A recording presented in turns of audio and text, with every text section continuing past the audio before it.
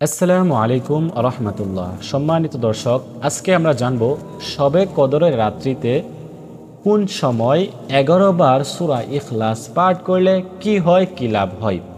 খুবই গুরুত্বপূর্ণ একটি আমল হতে যাচ্ছে, খুবই গুরুত্বপূর্ণ একটি ভিডিও হতে যাচ্ছে।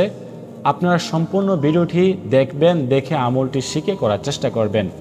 অসংখ্য লাভ রয়েছে, অসংখ্য ফজিলত রয়েছে।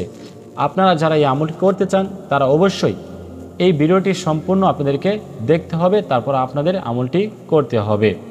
তো প্রথমে আমরা জেনে নিব যে আমলটি আমরা কখন করব। এই আমলটি করব আমরা কোন সময়? ওই আপনার নামাজ শেষ করে, তারাবির নামাজ রয়েছে, বেতরের নামাজ রয়েছে, একেবারে শেষে যখন আপনি দোয়া করবেন, দোয়া করার আগ মুহূর্তে ওই সময় আপনি একাকিত্ব একটি জায়গায় বসবেন। বসে আপনি ধ্যান, খেয়াল, মনোযোগ আল্লাহ তাআলার দিকে রেখে তারপরে আপনি কি করবেন? এই আমলটি শুরু করবেন।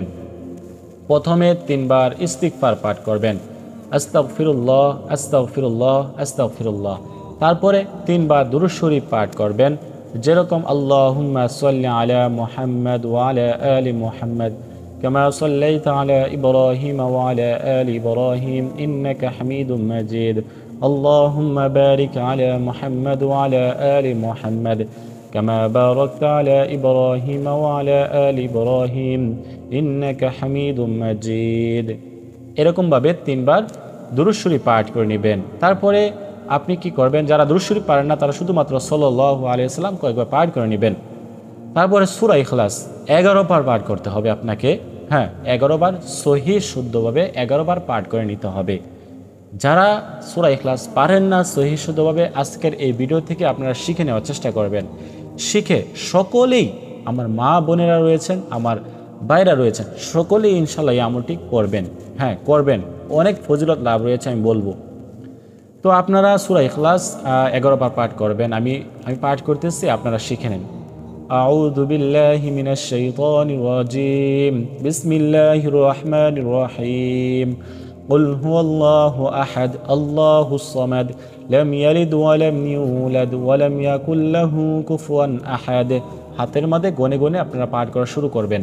বিসমিল্লাহির রহমানির রহিম। কুল হুয়াল্লাহু আহাদ, আল্লাহুস সামাদ, লাম ইয়ালিদ ওয়া লাম ইউলাদ ওয়া লাম ইয়াকুল লাহু কুফুয়ান আহাদ। বিসমিল্লাহির রহমানির রহিম। কুল হুয়াল্লাহু আহাদ, আল্লাহুস সামাদ, লাম ইয়ালিদ ওয়া লাম ইউলাদ ওয়া লাম ইয়াকুল লাহু কুফুয়ান আহাদ। বিসমিল্লাহির রহমানির রহিম। কুল হুয়াল্লাহু আহাদ, আল্লাহুস সামাদ, লাম ইয়ালিদ ওয়া লাম ইউলাদ ওয়া লাম ইয়াকুল লাহু কুফুয়ান আহাদ। বিসমিল্লাহির রহমানির রহিম। কুল হুয়াল্লাহু আহাদ, আল্লাহুস সামাদ, লাম ইয়ালিদ ওয়া লাম ইউলাদ ওয়া লাম ইয়াকুল লাহু কুফুয়ান আহাদ। এরকমভাবে আপনি 11 বার পাঠ করবেন। তো 11 বার পাঠ করা শেষ হয়ে গেলে আপনি শুরুতে, এই যে 11 বারের শুরুতে বা শেষে আপনি মনে করে একবার সূরা ফাতিহা পাঠ করে নেবেন। শুরুতেও পাঠ করতে পারেন, শেষেও পাঠ করতে পারেন। সূরা ফাতিহা একবার পাঠ করে নেবেন। পাঠ করে শেষে আবার 3 বার দুরূদ শরীফ পাঠ করবেন এবং আল্লাহ তাআলার কাছে 2টা হাত আল্লাহ তাআলার কাছে তুলে আপনি যা দোয়া করবেন আল্লাহ তাআলা তাই কবুল করে নেবে। আর যদি আপনি দোয়া না করেন তাহলে কি হবে? আল্লাহ তাআলা আপনার ঋণ পরিশোধ করে দিবেন। যাদের ঋণ রয়েছে, হাজার হাজার টাকা, লাখ লাখ টাকা ঋণ রয়েছে, আপনার ঋণের টাকা পরিশোধ করতে পারেন না, এই আমলটি করবেন, আল্লাহ তাআলা আপনাদের ঋণের টাকা পরিশোধ করে দিবেন ইনশাআল্লাহ।